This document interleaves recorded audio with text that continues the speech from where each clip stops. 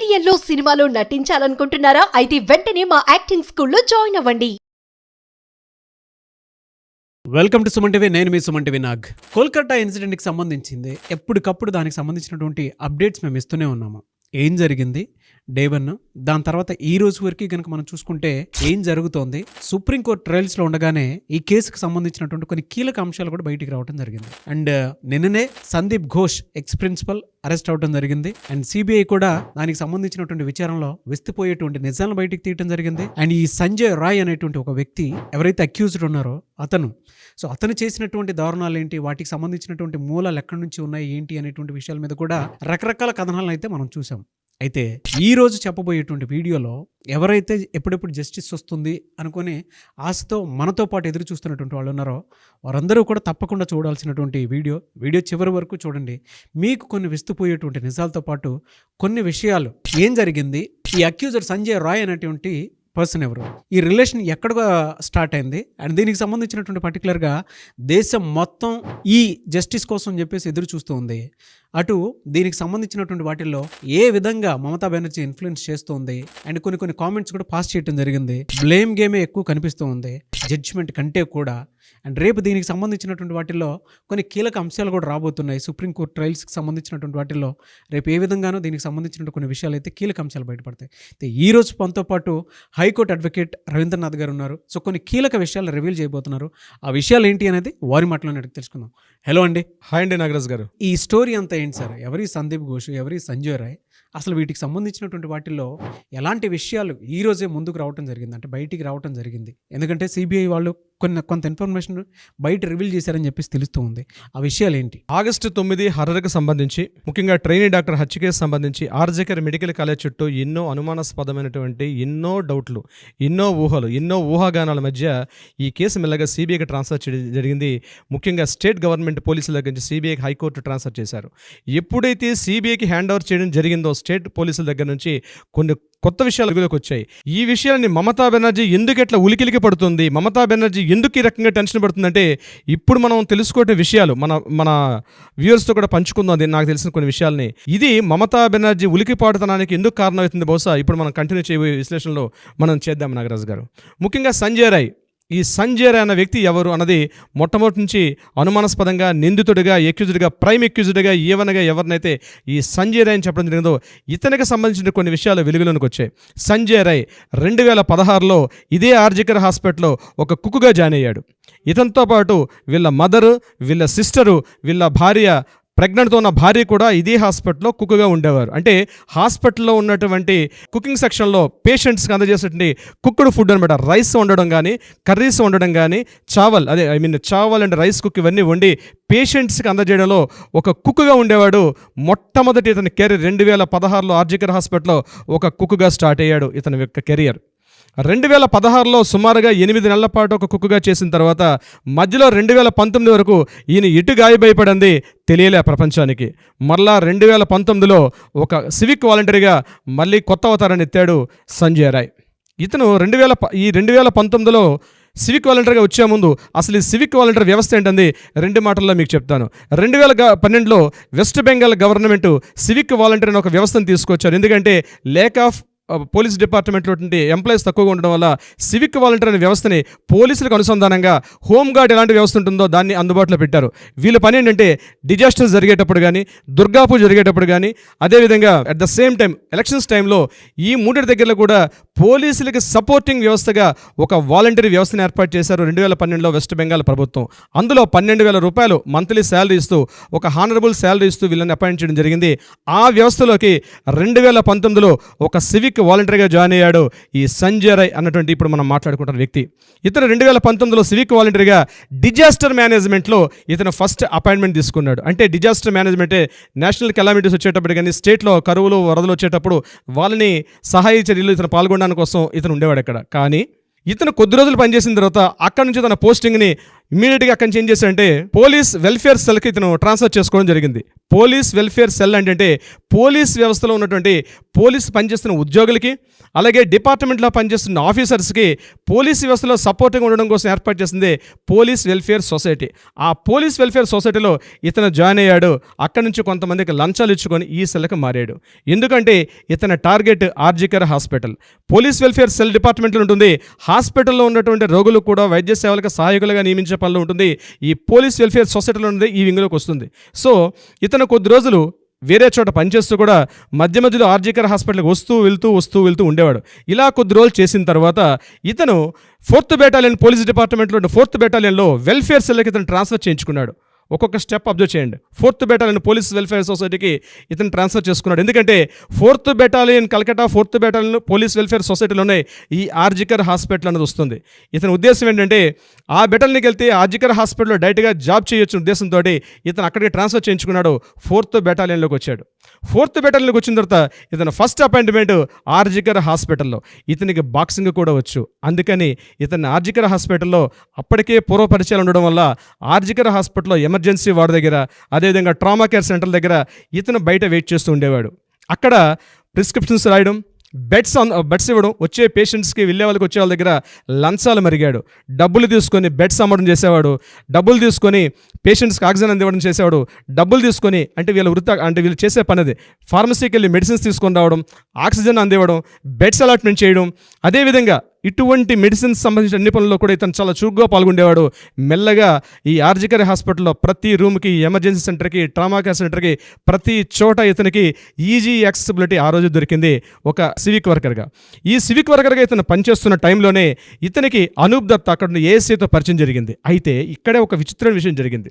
ఏమిటంటే ఇతను ఇదే కాలేజీలో ఉంటుండగా ఆ కాలేజీలో మెయిన్ ఒక వ్యవస్థ ఉండేది. ఇప్పుడు చూడండి ఎట్లయితే ఏబీవీపీ ఎలా ఉంటుందో స్టూడెంట్స్ వింగ్, అదేవిధంగా కాంగ్రెస్ పార్టీ సంబంధించి ఎన్ఎస్యుఏ అంటారు, భారతీయ జనతా పార్టీ సంబంధించి ఏబీవీపీ అంటారు, అదేవిధంగా తృణమూల్ కాంగ్రెస్ పార్టీ సంబంధించి టీఎంసీపీ అంటారు. అంటే తృణమూల్ కాంగ్రెస్ ఛాత్ర పరిషత్ అని ఒక విద్యార్థి విభాగం ఉండేది. ఇతను మెల్లగా కేవలం హాస్పిటల్కి మాత్రమే పరిచయం కాకుండా విద్యార్థి విభాగం, అంటే ఎవ్రీ ఇయర్ అక్కడ ఎలక్షన్స్ జరుగుతుండేటివి, ఆ ఎలక్షన్స్లో విద్యార్థి నాయకులతోటి ఇతను తరచుగా రిలేషన్స్ పెంచుకుంటాడు. వాళ్ళకి అమ్మాయిలను సప్లై చేయడం, వాళ్ళకి మందుబడులు సప్లై చేయడం. ఇతను పోలీసు వృత్తి కాకుండా వీటన్నిటిలో కూడా తరచుగా పార్టిసిపేట్ చేస్తుండేవాడు సంజయ్ రాయ్. ఇక్కడ మెల్లగా విద్యార్థి యూనియన్స్తో పరిచయం చేసుకుంటుండగానే ఇతనికి ఇమీడియట్గా అక్కడ ఉన్నటువంటి డాక్టర్స్ తోటి, జూనియర్ డాక్టర్స్ తోటి వీళ్ళందరితో కూడా పరిచయాలు మెల్లగా పెరిగాయి. ఇదిలా ఉంటుండగా కట్ చేస్తే పార్ట్ 2 సంజయ్ రాయ్ యొక్క రెండవ కోణం. ప్రతి వెల్ఫేర్ సొసైటీలో 14 మంది పోలీస్ ఆఫీసర్లతో ఉన్నటువంటి ఒక కమిటీ ఉండేది. అంటే పోలీస్ ఆఫీసర్లు, పోలీసు ఉద్యోగస్తులు ఉన్నటువంటి వాళ్ళ ఫ్యామిలీస్కి సంబంధించి ఏమైనా హాస్పిటల్స్ బాగాలేకపోయినా మిగిలినటువంటి అనే వాళ్ళ వ్యక్తిగతంగా పోలీసులకి ఒక వెల్ఫేర్ సొసైటీ ఉండేది. ఆ పోలీస్ వెల్ఫేర్ సొసైటీలో 14 మంది ఆఫీసర్స్ ఉంటే అందులో ఇతను కూడా ఆ మెయిన్ కీ పర్సన్స్ ఎవరుంటారో వాళ్ళతో సత్సంబంధాలు కలిగి ఉండేవాడు సంజయ్ రాయ్. ఇతని యొక్క చూడండి ఏ స్టేజ్ నుంచి ఏ స్టేజ్కి మెల్లమెల్లగా పెరుగుతున్నాడు. ఏ స్టేజ్కి వెళ్ళాడంటే తలా పోలీస్ స్టేషన్లో ఉన్నటువంటి ఇతనికి ఇష్టం అంటే ఈ హాస్పిటల్కి ఎవరైనా సపోర్ట్గా పనిచేయకపోయినా ఆ ఉన్నటువంటి ఆఫీసర్స్ మధ్య ఎటువంటి ఇబ్బందులు కలిగినా ఇమీడియట్గా అవన్నీ ఇన్ఫ్లుయెన్స్ చేస్తూ పోలీస్ ఆఫీసర్లనే ట్రాన్స్ఫర్ చేసే స్థాయికి ఎదిగాడు. ఇది అప్పుడున్న టైమ్స్ ఆఫ్ ఇండియా పేపర్లో కూడా ఒక విశేషంగా పడింది. సంజయ్ రాయ్ పేరు అప్పుడు కూడా వెలుగులోకి వచ్చింది. అంటే తలా పోలీస్ స్టేషన్లో ఉన్నటువంటి 6 పోలీస్ ఆఫీసర్లు కూడా ట్రాన్స్ఫర్ చేసే స్థాయికి ఎదిగాడు సంజయ్ రాయ్. భయంకరమైనటువంటి నిజాలు సార్ ఇవి. ఒక అక్యూజర్కి ఇంత పెద్ద ఇన్ఫ్లుయెన్షియల్ సిస్టమ్ ఉందా వెనక? ఒక్కొక్క సివిక్ వాలంటీర్కి మరి ఒక్కొక్క మాట మాట్లాడుతూ ఉంటే తూటలో పెళ్తున్నాయి సార్ అవి. అంటే ఇతనికి ఎంత చరిత్ర ఉందా? ఇదే కాకుండా హాస్పిటల్, ఆర్జికర్ హాస్పిటల్లో ఇతని ఫ్రెండ్ అయినటువంటి ఏఎస్ఐ అనూప్ దత్తాతో పాటు ఇతనికి మెల్లగా అవుట్ పోస్ట్లో నుండి ఈ సంజయ్ రాయ్ మెల్లగా హాస్పిటల్ లోపల నుండి ఒక స్పెషల్ బ్యారక్ కూడా ఇతనికి ఏర్పాటు చేయడం జరిగింది. ఆ బ్యారక్లో ఇతను ఉండడానికి ఒక రూము, దాంట్లో ఏసీ, దాంట్లో ఫుడ్, ఎవ్రీథింగ్ ఇంక్లూడింగ్ బెడ్తో సహా అన్ని రకాల సౌకర్యాలు అనూప్ దత్తాతో పాటు ఈయన కూడా పొందేవాడు. ఇలా ఉంటుండు టోటల్గా హాస్పిటల్లో కానీ, డాక్టర్స్తో కానీ, స్టూడెంట్స్ యూనియన్లో కూడా ఇతనికి ఒక మంచి పేరు ఉండేది. అంటే ఏం చేసేవాడు, టోటల్గా సప్లై చేయడం, వాళ్ళకి కావాల్సిన అన్ని రకాల సపోర్ట్స్ చేసుకుంటూ వాళ్ళకి మెల్లమెల్లగా డెవలప్ అవుతుండేవాడు ఈ యొక్క సంజయ్ రాయ్. ఇక్కడ ఏం చేసేవాడు, ఇతనికి కేవలం ఒక వెల్ఫేర్ సొసైటీలో ఒక మెంబర్గా ఉండడమే కాకుండా ఇతనికి ప్రతిరోజు 5 లీటర్ల పెట్రోలు, ఎవ్రీ మంత్ 12,000 రూపాయల శాలరీతో పాటు ప్రతిరోజు ఇతను చేసినటువంటి హాస్పిటల్లో బెడ్లు అమ్ముకోవడం అయితేనేమి, ఫార్మసీలో మెడిసిన్స్ పేషెంట్స్కి చేసే విషయం కానీ, ఆక్సిజన్ సిలిండర్లు చేసే విషయంలో కూడా బయట ఆదాయం చాలా ఇబ్బడిముబ్బడిగా ఉండేది. ఇతను మొదటి భార్యను విడిచిపెట్టిన తర్వాత ఆ స్థితిలోనే మొదటి భార్యను ఏం చేశాడంటే, మొదటి భార్య చనిపోయిందంటారు. ఆమె ఎలా చనిపోయిందనే విషయం ఇప్పుడు కూడా సస్పెన్సే. ఇతను మళ్ళీ రెండో పెళ్లి చేసుకున్నాడు. రెండో పెళ్లి చేసుకున్నప్పుడు భార్య 3 నెలల గర్భవతిగా ఉన్నప్పుడు ఆమెను ఇష్టానుసారంగా తన్ని కొట్టేవాడని చెప్పి వైఫ్ యొక్క మదర్ పోలీస్ కంప్లైంట్ కూడా పెట్టారు. తలా పోలీస్ స్టేషన్లో ఇప్పుడు కూడా పోలీస్ కంప్లైంట్ ఉంది. ఈయన మీద ఒక FIR కూడా నమోదై ఉంది. కట్ చేస్తే సంజయ్ రాయ్ తన ఆగడాలు కంటిన్యూ చేస్తూ ఉన్నాడు. ఇదే సమయంలో ఒక విశేషం జరిగింది. జూన్ 2021లో 2021 ఆ ఇయర్లో ఈ హాస్పిటల్కి కొత్తగా ఒక ప్రిన్సిపాల్ అపాయింట్ చేయడం జరిగింది. నేషనల్ మెడికల్ కాలేజ్లో వైస్ ప్రిన్సిపాల్గా పనిచేస్తున్న సందీప్ ఘోష్ ఈ కాలేజీకి ఒక ప్రిన్సిపాల్గా రావడం జరిగింది. ప్రిన్సిపాల్గా అపాయింట్మెంట్ అయ్యాడు. నేషనల్ మెడికల్ కాలేజీలో కూడా అనేక అవకతవకలు పాల్తున్నటువంటి సందర్భంలో అక్కడ జనరల్గా అవకతవకలు పాల్పడేటప్పుడు అతన్ని సస్పెండ్ చేస్తారు. కానీ ఇతని అదృష్టమో ఏం జరిగిందో తెలియదు, ఈ వెనకాల ఎటువంటి గూడుపడడం జరిగిందో తెలియదు. కానీ అక్కడ నుంచి ప్రమోట్ చేయబడి వైస్ ప్రిన్సిపాల్ నుంచి ప్రిన్సిపాల్గా ప్రమోట్ చేయబడి ఇక్కడ కాలేజీకి ఇతను ప్రమోట్ చేయబడ్డాడు. యాజ్ ఏ ప్రిన్సిపాల్గా ఆర్జికర్ మెడికల్ కాలేజీలో కొత్త ప్రిన్సిపాల్ అపాయింట్ అయ్యాడు. ఆయనే సందీప్ ఘోష్. ఇక్కడ సందీప్ ఘోష్ అపాయింట్మెంట్ అయిన తర్వాత సంజయ్ అనే వ్యక్తి ఆల్రెడీ అదే కాలేజీలో ఈ సివిక్ వాలంటీర్గా వర్క్ చేస్తున్నాడు. ఇతనికి పబ్లిక్ ఏమనుకుండేవారంటే, యాజ్ ఏ పోలీస్ కానిస్టేబుల్ లాగా ఇతను టీషర్ట్ వేసేవాడు, దాని మీద KP అని ఉండేది. KP అంటే కల్కటా పోలీస్ అని. అతను వాడే బైక్ మీద KP అని ఉండేది, అంటే కల్కటా పోలీస్ అని. అతను వాడే హెల్మెట్ మీద KP అని ఉండేది, అది కల్కటా పోలీస్ అని చెప్పి టోటల్గా ఒక సివిక్ వాలంటీర్ నుంచి తను పూర్తి స్థాయిలో ఒక పోలీస్ ఆఫీసర్, ఒక పోలీస్ కానిస్టేబుల్, ఒక పోలీస్ డిపార్ట్మెంట్ వ్యక్తి అన్నట్టుగా పూర్తి ప్రజలు గుర్తించారు తప్ప ఇతను సివిక్ వాలంటీర్ అనే విషయం మర్చిపోయారు. 2019 నుంచి 2021 వరకు మొత్తం 3 సంవత్సరాల్లో. మీరు ఒక్కొక్క మాట మాట్లాడుతుంటే గూస్ బంప్స్ వస్తున్నాయి సార్. బాబోయ్, అంటే ఎంటైర్ సిస్టమ్ని ఒక సివిక్ వాలంటీర్ అతని చేతుల్లో పెట్టుకొని ఏ విధంగా నడిపించి ఇక్కడ దాకా వచ్చాడు అనేటువంటి విషయం పాపం ఎప్పటికీ పండిపోతూనే ఇక్కడ దాకా వచ్చేసింది సార్. అసలు coming to doctor Sandeep Ghosh. Sandeep Ghosh 2021లో ఇక్కడ అపాయింట్మెంట్ అయిన తర్వాత మొట్టమొదటిగా అతను చేసిన పని ఈ కాలేజీ యొక్క రెనోవేషన్ చేశాడు. కొత్త బిల్డింగ్స్ కన్స్ట్రక్షన్ చేయడం జరిగింది. కొత్త బిల్డింగ్స్ కన్స్ట్రక్షన్ చేసేటప్పుడు స్టేట్ గవర్నమెంట్ ఈయన కొంత ఫండ్స్ ఇవ్వడం జరిగింది. ఆ ఫండ్స్ ఇచ్చే సమయంలో ఇతనికి 2,97,36,000 రూపాయలు ఆ రెనోవేషన్ జరిగిన బిల్డింగ్గా ఇతని ఖర్చు లెక్క చూపించడం జరిగింది. కానీ ఇదే సమయంలో నేషనల్ మెడికల్ కాలేజీకి ఇచ్చినటువంటి రెనోవేషన్ బిల్డింగ్ అక్కడ కూడా సేమ్ ఇదే బెంచెస్, ఇదే హాస్పిటల్ ఎన్విరాన్మెంట్ తోటి అక్కడ ఇచ్చినప్పుడు వాళ్ళు కేవలం 46 లక్షల రూపాయలతో కంప్లీట్ చేస్తే ఇతను 2,97,300 రూపాయలతోటి ఇతను బిల్స్ చూపించడం జరిగింది. ఆ కాలేజీలో అప్పటికే అఖ్తర్ అలీ డిప్యూటీ సూపరింటెండెంట్గా 16 సంవత్సరాల నుంచి పనిచేస్తున్న అఖ్తర్ అలీ ఇమ్మీడియట్గా దీని మీద ఏదో జరిగిందని చెప్పి అతను ఫస్ట్ దీన్ని సస్పెక్ట్ చేశాడు. ఇమ్మీడియట్గా సందీప్ ఘోష్తో మాట్లాడి కాలేజీలో అక్రమాలకు స్టార్ట్ అవుతుంది, ఇది కరెక్ట్ కాదు పదని చెప్పి హెచ్చరించడం జరిగింది. కానీ డిప్యూటీ సూపరింటెండెంట్ కన్నా ప్రిన్సిపాల్ పోస్ట్ ఎక్కువడం వల్ల అఖ్తర్ అలీ యొక్క నోరు మించడం జరిగింది. అక్కడ ఉన్నటువంటి కమిటీ సభ్యుల్లో ప్రిన్సిపాల్ సందీప్ ఘోష్దే ప్రధాన పాత్ర జరిగింది. ఇక మెల్లగా తన అక్రమాల సందీప్ ఘోష్ అక్కడి నుంచి ఒక్కొక్కటిగా స్టార్ట్ చేసుకుంటూ వెళ్ళాడు. ముఖ్యంగా BMW అంటే బయలాజికల్ వేస్ట్ మెటీరియల్. ఈ బయలాజికల్ వేస్ట్ మెటీరియల్ అంటే కాలేజీలో ముఖ్యంగా హాస్పిటల్ సంబంధించి 2 రకాల వేస్టేజ్ ఉంటుంది. రెగ్యులర్ వేస్టేజ్ ఉంటుంది, బయలాజికల్ వేస్ట్ మెటీరియల్ ఉంటుంది. బయలాజికల్ వేస్ట్ మెటీరియల్ ఏదైతే ఉంటుందో దాన్ని పబ్లిక్ యూజ్ చేయకూడదు.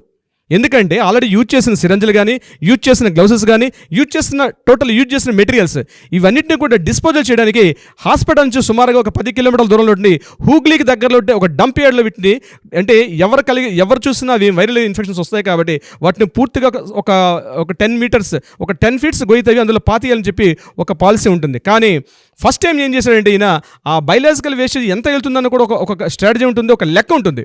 కానీ బయలాజికల్ వేస్ట్ ఏం చేశాడంటే ఇతనికి ఈరోజు మనైతే ఈ రిప్లెక్సింగ్ ఎవరైతే అరెస్ట్ చేయబడ్డాడో అతనికి ఈ మొత్తం మీటర్లు అమ్మేవాడు కాలేజీలో.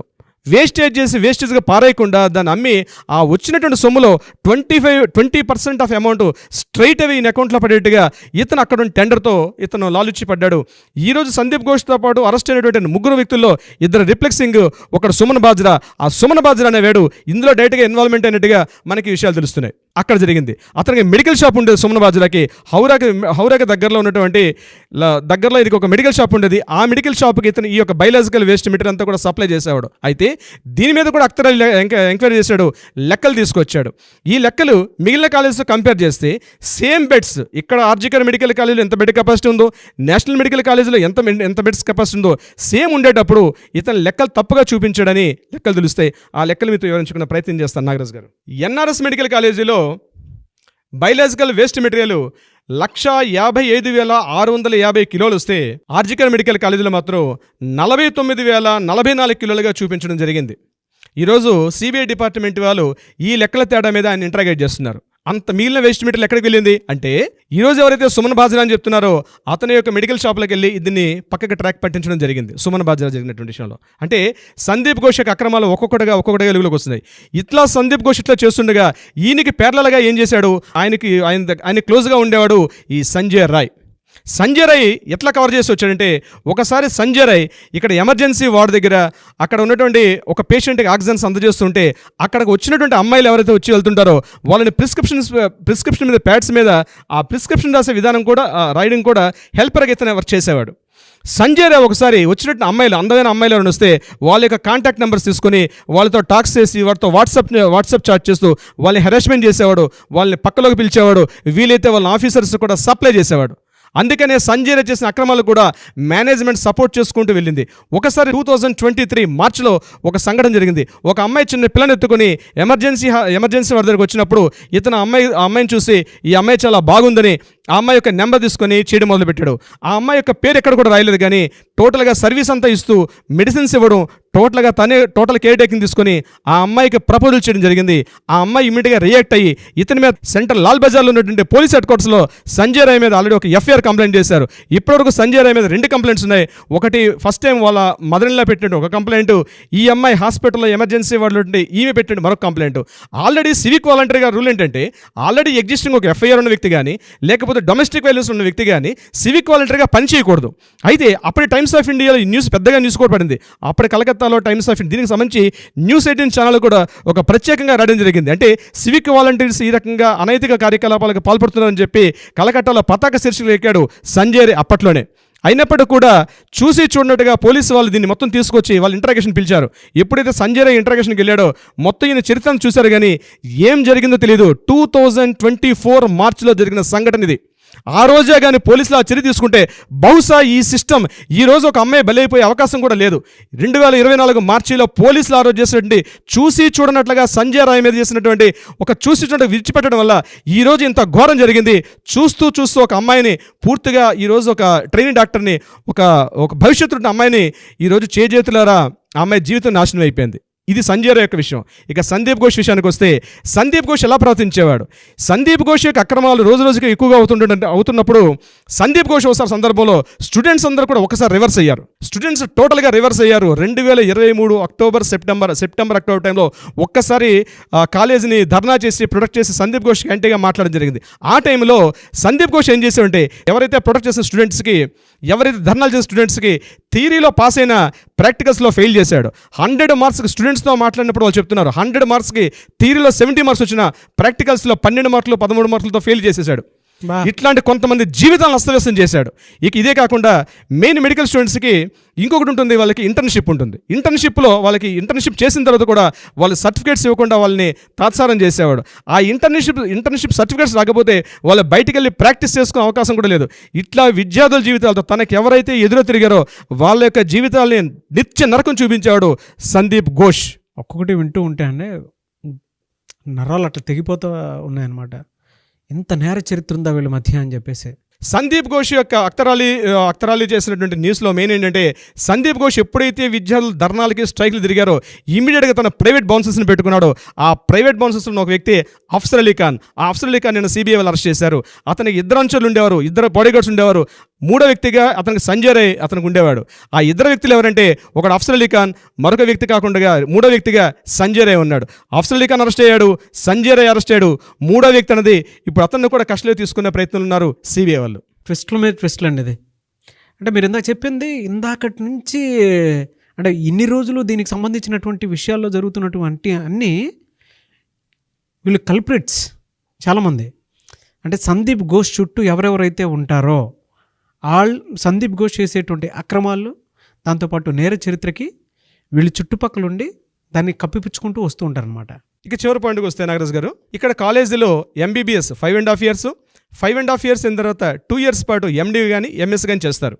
ఇక్కడ ఎంబీబీఎస్ కంప్లీట్ అయిన తర్వాత ఎండీ కానీ ఎంఎస్ చేయడానికి ట్రైనీ డాక్టర్స్ అంటారు, వాళ్ళని సిట్టింగ్ డాక్టర్స్ అంటారు. ఇప్పుడు ఎవరైతే మన విక్టిమ్ అయినటువంటి మన అభయ్ అని చెప్పామో ఆ అమ్మాయి ఇక్కడ ఎంటర్ అయింది. వీళ్ళని కూడా 5.5 years ఎంబీబీఎస్ చేసిన తర్వాత కూడా వాళ్ళకి ట్రైనింగ్ సర్టిఫికేట్స్ ఇవ్వకుండా, వాళ్ళకి ఇంటర్న్షిప్ సర్టిఫికేట్స్ ఇవ్వకుండా ఏ రకంగా చేశాడు, వాళ్ళని ఏ రకంగా టార్చర్ చేశాడు, చివరగా మనకు అభయ్ అన్నటువంటి ఈ అమ్మాయి ఈ దారుణానికి ఎట్లా బలి అయిపోయింది అన్నది మనం సెకండ్ ఎపిసోడ్లో మాట్లాడదాం.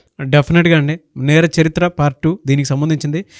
We want justice, we demand justice. But దీనికి సంబంధించింది మాత్రం మీరు ఒక్కొక్క విషయాలు బయటికి ఈ నిజాలన్నీ బయటికి రావటం, దీనికి సంబంధించినటువంటి వాటిలో కొన్ని క్లారిటీలు రావటం, ఒక మంచి కోసమే అంటే దేశం మొత్తం ఎదురు చూస్తున్నటువంటి దాంట్లో ఈ విషయాలన్నీ పార్ట్ 2లో దీనికి సంబంధించినటువంటి అంటే ఆ ఎంట్రీ అయిన తర్వాత అభయ ఎంట్రీ అయిన తర్వాత ఏం జరిగింది ఏంటి అనేది ప్రతి ఒక్కరు కూడా తెలుసుకోవాలని ఉంటుంది. Thank you sir, thank you so much. Thank you so much Nagaraj గారు. సుమన్ టీవీలో మీ పర్సనల్ అండ్ బిజినెస్ ప్రమోషన్స్ కోసం కింది నెంబర్కి కాంటాక్ట్ చేయండి.